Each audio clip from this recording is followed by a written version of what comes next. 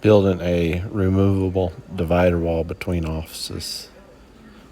Putting in 1x3 supports on 16-inch centers.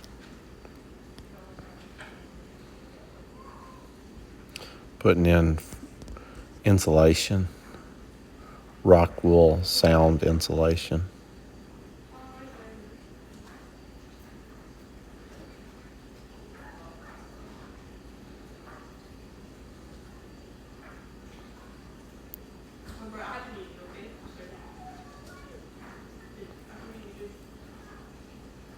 Putting the second layer of plywood on top. Fully assembled. And now put it in the doorway with a trim